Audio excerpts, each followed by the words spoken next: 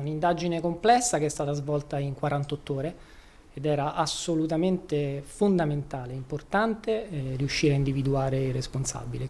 È attualmente in carcere in attesa della convalida dell'arresto il pirata della strada che ha travolto ed ucciso Angela Vignaga, la quindicenne di Castello di Arzignano, che 2 sere fa passeggiava vicino casa in via Broggia, sarebbe stata colpita e trascinata da una Fiat Panda condotta da un 54enne della zona, sposato senza figli di professione carrozziere. Attraverso la raccolta di alcune parti dello specchietto ritrovate a terra sarebbe partita l'indagine corale, sviluppata in 3 fasi.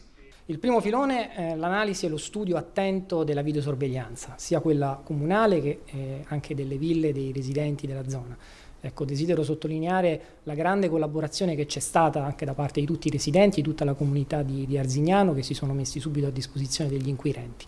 In questo senso ha svolto un ruolo importantissimo anche la polizia locale, che ha messo a disposizione le immagini, il sistema e le ha analizzato il video insieme ai carabinieri di Valdagno.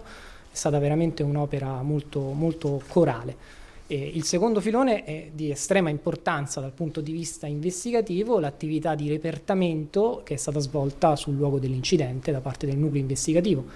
Ed infine la terza fase, quella della verifica degli indizi, che ha portato alla perquisizione nella casa del sospettato, una vera e propria gara contro il tempo. Arma dei Carabinieri, Norm Valdagno, reparto operativo provinciale di Vicenza e la Polizia Locale di Arzignano. Totale collaborazione per 48 ore, era una promessa alle famiglie, non andremo via dalla stanza di videosorveglianza che abbiamo presso il nostro comando finché non trovavamo il colpevole.